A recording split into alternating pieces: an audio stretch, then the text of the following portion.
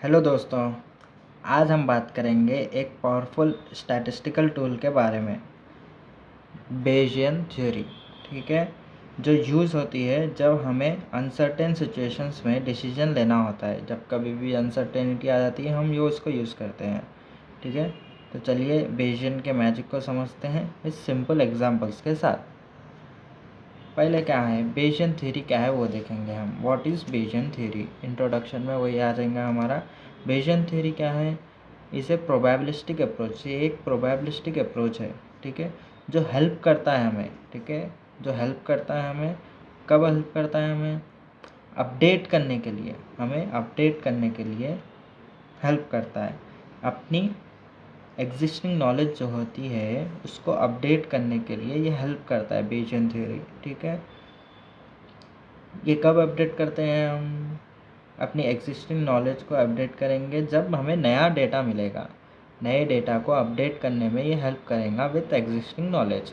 ठीक है, ये बेस्ड है बेस थ्योरम पर।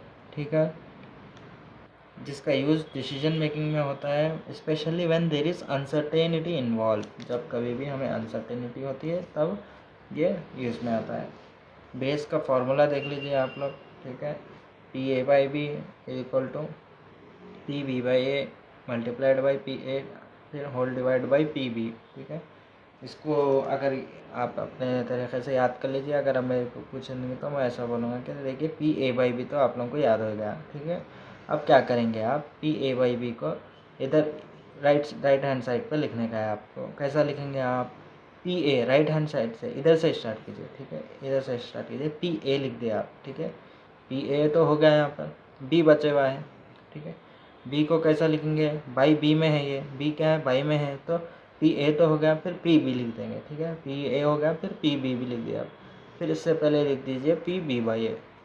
ठीक है, फिर ये टर्म्स का मीनिंग है, क्या है ये टर्म्स देखेंगे हम। पी ए बाई बी यानी probability of event A occurring given event B.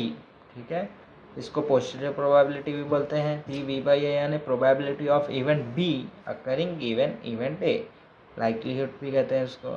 P A यानी initial probability of event A, जो भी हमारा इनिशियल नॉलेज थी उसको कहेंगे। पी बी यानी probability of event B, marginal probability कहते हैं इसको। फिर हम देखेंगे ये फॉर्मूले को एक एग्जाम्पल के साथ समझेंगे पहले, फिर उसके बाद आगे बढ़ेंगे। समझे, एक डॉक्टर है। ठीक है, doctor thinks that 10% patient has 10% chance of having disease. ठीक है, तो डॉक्टर क्या सोचता है कि 10% चांस है कि पेशेंट को ये डिजीज़ है, तो उसको कहेंगे प्रियर प्रोबेबिलिटी, उसको कहेंगे ए। ठीक है, ए ये हमारी पहले की नॉलेज है। ठीक है, एग्जिस्टिंग नॉलेज है। ठीक है, फिर क्या करेंगे हम, टेस्ट करेंगे उसको। ठीक है, पेशेंट को ये 10% चांस है कि ये डिसीज़ है बोलकर हम प्रियर प्रोबेबिलिटी में इसको इंक्लूड कर दिए। फिर उसको क्या करेंगे, अब हम टेस्ट करेंगे। टेस्ट करने के बाद क्या निकलेगा हमें कि टेस्ट 90% एक्यूरेट आ गया। ठीक है, तो उसको कहाँ करेंगे हम, लाइक्लीहुड में डालेंगे। ठीक है, ये लाइक्लीहुड में चले जाता है। अगर टेस्ट पॉजिटिव आ गया तो अब हम देखेंगे कि अब अपडेट क्या करेंगे, अब हम कि पेशेंट का एक्चुअल डिसीज़ कितना है वो चेक करेंगे। इसको सब हम क्या करेंगे, इसमें इंक्लूड करेंगे। इसमें इंक्लूड करने के बाद हमें वो वैल्यू आ जाएंगी। ठीक है, if test comes positive we know that what's the update chance that the patient actually has the disease, उसको कहेंगे हम पोस्टीरियर प्रोबेबिलिटी। ठीक है, जब हमें ये आ जाएंगी वैल्यू, जो भी हमारे पास एग्जिस्टिंग नॉलेज है, समझिए 10% के पेशेंट का चांस है डिसीज़ होने का, तो उसको यहाँ इंक्लूड करेंगे। फिर उसके बाद यहाँ पर हम क्या इंक्लूड करेंगे, टेस्ट आने के बाद इंक्लूड कर लेंगे। ठीक है, फिर जो भी हमें वैल्यू आएगी उस वही हमारी बेस थ्योरम की वैल्यू होगी।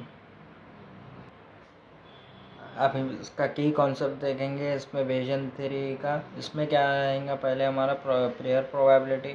प्रेयर प्रोबेबिलिटी इसको पी ए बोलते हैं हम। इसमें क्या होता है देखिए, ये रिप्रेजेंट करता है एग्जिस्टिंग नॉलेज को before new data is introduce. ठीक है, जो भी हमारी एग्जिस्टिंग नॉलेज होंगी उसको ये रिप्रेजेंट करता है। ठीक है, what you believe before the test is known as PA। ठीक है, ये सेकेंड वाला PBY ये क्या होगा? ठीक है, what it will be? It will be likelihood. Likelihood means how likely the result is given conditions। ठीक है, इसमें क्या रहेगा? The probability of observing new evidence। New evidence को ऑब्जर्व करने के लिए प्रोबेबिलिटी कितनी है? अगर if a specific idea is true, समझे आप, अगर कोई टेस्ट पॉजिटिव आ गया तो न्यू एविडेंस की ऑब्जर्व करने की प्रोबेबिलिटी कितनी है ये बोलेंगे। Example, a test has 90% accuracy in detecting the disease.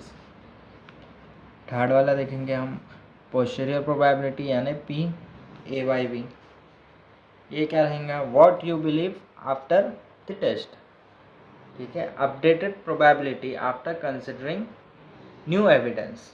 ठीक है, जो भी हमारा न्यू एविडेंस आ जाएगा उसको कंबाइन कर दिए हम हमारे एग्जिस्टिंग नॉलेज के साथ, उसको बोलेंगे हम पोस्टीरियर प्रोबेबिलिटी।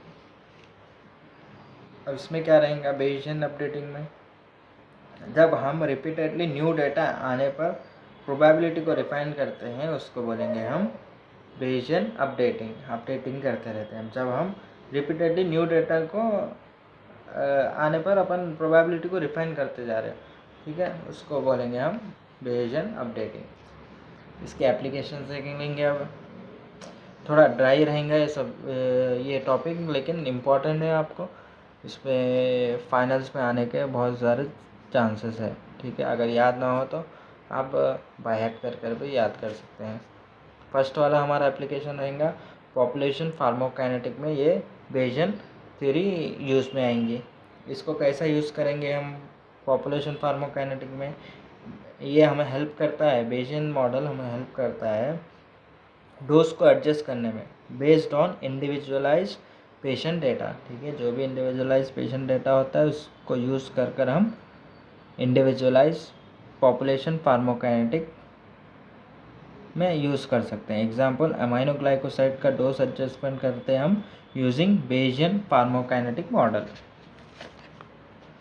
सेकेंड वाला है हमारा TDM यानी थेरेपेटिक ड्रग मॉनिटरिंग में भी ये यूज़ में आता है। कैसा ये यूज़ में आएगा वो देखते हैं। डोज को मॉडिफाई किया जाता है जब ड्रग प्लाज्मा लेवल्स, ठीक है, ड्रग प्लाज्मा लेवल्स क्या होते हैं? मेजर हो जाते हैं। ठीक है, क्या करेंगे? डोज का ड्रग का क्लियरेंस और VD मेजर कर लेंगे हम। ठीक है, फिर उसके बाद हम डोज को मॉडिफाई करेंगे। ठीक है, वैनकोमाइसिन का डोज क्या कर रहे हैं हम? मॉडिफाई कर रहे हैं based on plasma concentration. Third वाला है हमारा फार्माकोजेनेटिक्स एंड पर्सनलाइज्ड मेडिसिन। ठीक है, इसमें क्या करते हैं? बेसियन एनालिसिस हेल्प करता है हमें जेनेटिक इन्फॉर्मेशन से ड्रग रेस्पॉन्स का प्रेडिक्ट करने में। ठीक है, it helps to predict drug response based on genetic factors. Example, warfarin का ले लेंगे हम, dose adjustment based on CYP2C9 and VKORC1 genotype. Fourth वाला है हमारा क्लिनिकल डिसीजन मेकिंग। ठीक है, इसमें कैसा यूज़ में होता है? ये यूज़ होता है डायग्नोस्टिक टेस्ट और डिसीज़ प्रिडिक्शन में।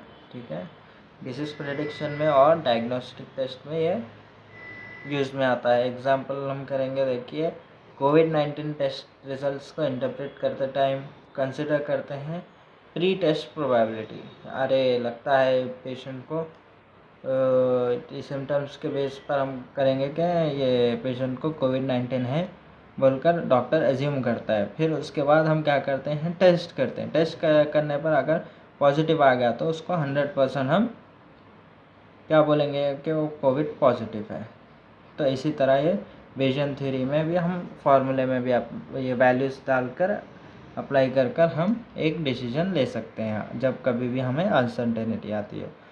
तो दोस्तों, Bayesian theory is like smart learning. जैसे जैसे नए फैक्ट्स आते हैं हम अपने कंक्लूजन्स को रिफाइन करते हैं।